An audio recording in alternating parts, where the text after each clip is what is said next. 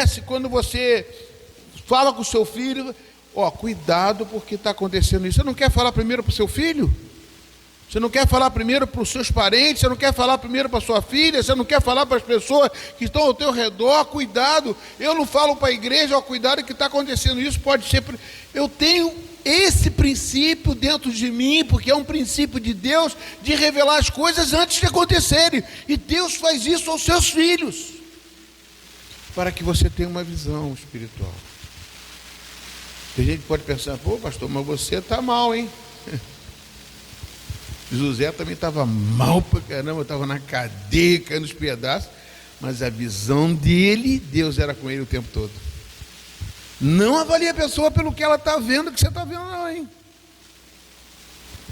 Avalie a sua vida, porque é você que Deus quer revelar a você. Se você olha para o lado, você não olha para Deus. Se você olha para um outro lugar, você não está prestando atenção. Se você está na igreja e está preocupado com outra coisa, você não está ouvindo a Deus. Amém ou não amém, queridos? Jesus Cristo aqui, quando eu citei esse texto de Marcos, Marcos 12, 26, ele estava falando da ressurreição dos mortos, e ele cita o livro de Moisés. É interessante que Jesus Cristo, ele sendo Deus, ele precisa usar a Bíblia. Reparou isso? Jesus é Deus, ele precisava usar a Bíblia, igual a você, igual a mim. Como se dissesse assim, se eu posso ser conduzido e conduzir pela Bíblia, por que vocês não podem ser conduzidos pela Bíblia? No trecho referente à sarça, como Deus lhe falou, eu sou o Deus de Abraão, Deus de Isaac, Deus de Jacó. Eu quero só esses 10 minutos aqui para ver se eu falo para você o cordão de 3 dobras. Deus de Abraão, Deus de Isaac e Deus de Jacó. Antes eu quero te dizer, Deus chamou a igreja para ocupar fundamentalmente este lugar, exercer papel de liderança. A Bíblia diz que nós seremos cabeça e não cauda. Na própria palavra nós somos príncipes e princesas, né? E aqui, por que Deus é o Deus de Abraão, Isaac e Jacó? Por que não é só Deus de Abraão? Dizer que Abraão é o nosso antepassado não é suficiente, porque Ismael e seus descendentes também podem dizer a mesma coisa. Você sabe quem é Ismael? É filho de Abraão com Hagar, com a escrava. Amém? Então vocês podem dizer, e ele também pode dizer, somos filhos de Abraão. Como muitas vezes Jesus Cristo ia falar com os fariseus, nós também somos filhos de Abraão. E Jesus, o que Jesus diz para ele? Vós sois filhos do diabo.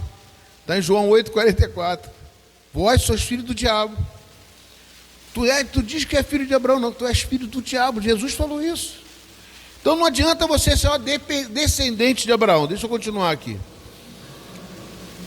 Além disso, não é suficiente dizer que Abraão e Isaac são nossa procedência, uma vez que ambos são pais de Esaú e sua descendência. O povo de Deus deve ter convicção em dizer que a sua origem é de 3 dobras: Abraão, Isaac e Jacó. Pastor, mas como isso? Porque é a revelação e a visão. Dá glória a Deus aí, amados. Quero que presta bem atenção, amados, em nome de Jesus, né? Que de Isaac gerou quem? Isaac gerou Esaú e Jacó. Inclusive Esaú era o primeiro, que saiu primeiro. Jacó saiu agarrado no pé dele. Teve uma confusão danada. E Jacó era o enganador. Então a gente imagina a gente ser descendente também de Isaac. Se for dependente de Isaac, você também, o Esaú também teve vários descendentes também. Podia dizer, eu sou descendente de Isaac, de Abraão e Isaac. Abraão inicialmente chamava-se Abrão. Ele teve o seu nome mudado por Deus, em Gênesis 17:5. Esses 2 nomes formados pela raiz da palavra Abra, ou Abba, Abba Pai, Abra, que é em sua origem, significa pai. Desta forma, a lição que aprendemos a partir da vida de Abraão foi de conhecer ao Deus como pai. Por isso que eu falei, o domingo eu falei da revelação, da consciência, de você saber, de você ter uma visão espiritual, de você entender de quem você veio, para onde você vai. É muito importante a gente conhecer a palavra de Deus e viver debaixo e orar a palavra na sua vida. No mundo nós vamos ter tantas situações, mas se você sabe quem é o seu pai, você sabe a quem recorrer. Se você tem certeza de quem é o seu pai, você sabe a quem recorrer. Eu não estou falando do pai da terra, estou falando do pai do céu. Você sabe que ele é o Deus Todo-Poderoso, ele é teu pai. E Abraão, amados, espelha isso para nós. E outra coisa, amados, o nome de Abraão, ele foi acrescentado um A. Agora eu vou mais uma revelação. O que significa esse A? Esse A é de Ruá. Ruá significa Espírito. É como se fosse Abraão foi batizado do Espírito Santo, recebeu o ar, ele mudou. Ele já não era só o filho de Terá, ele era o filho de Deus. Ah, mas a circuncisão era uma forma carnal de você ser povo de Deus. Mas a circuncisão principal vinha do Espírito de Deus, da qual Deus derramou sobre cada um de nós no dia de Pentecostes. Deus Pai, por isso que a gente chama de Deus Pai. Dá uma glória a Deus, amados. Eu preciso de glória a Deus.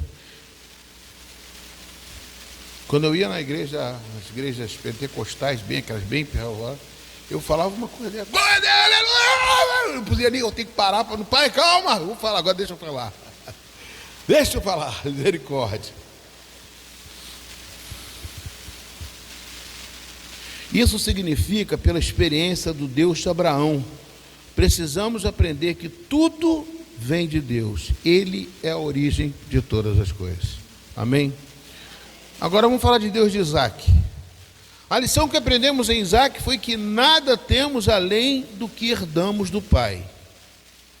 Nada temos além do que herdamos do Pai. Em Gálatas 4:23, Isaac é mostrado como filho da promessa. Eu não vou abrir aqui, senão vai tomar muito tempo, a gente está com o tempo apertado. Isaac é o filho da promessa. Repete, Isaac é o filho da promessa. Isaac também é o filho de Fernanda, né?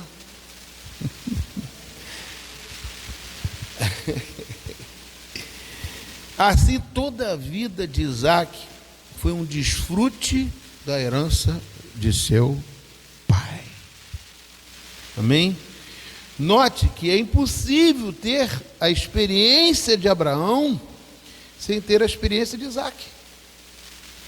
Você pode ter Abraão como pai, mas tem que ter a experiência de ser filho.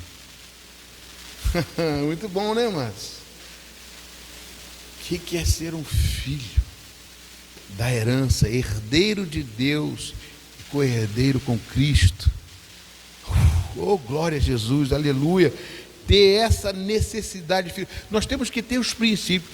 Por isso que muita gente que às vezes não tem pai, teve um pai muito difícil, é difícil ver Deus como pai. Os fariseus não tinham essa visão. Por isso que quando Jesus orou aquele Pai Nosso que está no céu, aquilo foi um escândalo, sabia? Para os judeus. Porque eles não chamavam Deus de pai. Inclusive eu tenho um judeu que eu estou evangelizando aqui ele está em Itapaçu, né? Eu converso muito com ele. Ele não chama, se você chamar a Deus, assim, ele não vai se ofender, que ele é muito educado. Mas para ele tem que chamar o Deus Todo-Poderoso. Para ele não existe negócio de pai, não. Que intimidade é essa que você tem com o poderoso? Porque ele não tem a filiação de pai, ele não entende o que Jesus Cristo fez na cruz. É verdade. Eu conheço, é o Mário o nome dele, pode orar por ele, ora por mim, porque de repente ele vai aparecer aqui na igreja. Mário, o judeu, eu boto aí o meu, que está no meu. Então, amados, importante a gente ter a experiência de Abraão, como, né, que teve pelo Espírito, e também ser o pai dos crentes, você ter um relacionamento com o pai que é Deus, e você também ser filho, como Isaac, e receber a herança.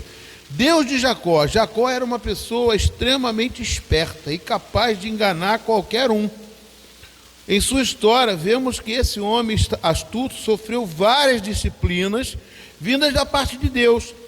Todas as provações e experiências árduas pelas quais ele passou foram necessários diante de todos os que são capazes de maquinar, toda pessoa que é capaz de maquinar, eu escrevo aqui, maquinar alternativas para conduzir as suas vidas, seguindo seus próprios corações, enganando pessoas, irão se deparar com a mão de Deus, mais cedo ou mais tarde.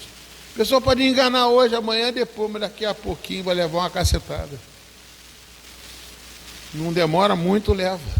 É chato a gente, às vezes, sofrer o ataque dessas pessoas. Porque não é fácil, a vontade é sair na carnudão. Mas a verdade é, se você esperar no Senhor, confiar no Senhor, as coisas, ele já tem Deus já sabe o que fazer. É difícil para a gente que é ser humano. Na noite em Peniel, ao lutar com Deus, Jacó queria se dar bem e ser abençoado. Todo mundo fala, lê aquele texto aí, me dá a tua bênção, me dá a bênção. Pensa bem, você chegar para Deus e ficar pedindo Deus, dá minha bênção, dá minha bênção. Como consequência, teve o que? A articulação da coxa tocada e nunca mais deixou de mancar. Está em Gênesis 32, 25. O osso da coxa, ele é a parte mais forte do corpo. É o osso, é o fêmur. Indica que naquele momento Deus tocou na parte mais forte da vida de Jacó, na parte carnal da vida de Jacó. Ele rompeu a coxa, mancou, ele nunca mais foi o mesmo. A partir daquele dia, Jacó se tornou Israel. Aquele que enganara o próprio pai foi enganado pelos seus próprios filhos. Aí você lembra que ele foi enganado porque os filhos falaram que matou José e fez uma coisa, a mesma coisa que aconteceu. Às vezes eu escutei isso, você gosta de dizer, a pessoa pensa que quando faz uma coisa errada, Deus fala, perdoou, acabou. Não, você tem que sofrer consequências. Por isso que a gente fala, vai e não peques mais. Se o inimigo te vem acusar, vai e não peques mais. Porque se você pecar, mais consequências do pecado você vai ter. Não pensa que mas Jesus, as coisas velhas se passaram e tudo se faz novo. Que isso? Você mata e vai ficar solto. Tem que prender. Tem que viver na prisão. Tem que cumprir a ordem. Alguém tão esperto como Jacó jamais seria enganado, mas ao ser tocado por Deus, se tornou outra pessoa. E ao longo de sua história, muitas lágrimas foram derramadas e toda a força natural foi despojada por Deus. Então, amados, são 3 experiências, 3 diferenças. Mas só quando ele se transformou em Israel, deixamos de ser descendente de homem e passamos a ser descendente de Deus. Mas todos 3 são um cordão, formam um cordão de 3 dobras, com um significativo que nós, que somos enganadores, somos falhos, somos errados, dependemos de Deus Pai, Deus Filho e Deus Espírito Santo. Vamos ficar de pé em nome de Jesus? Aleluia.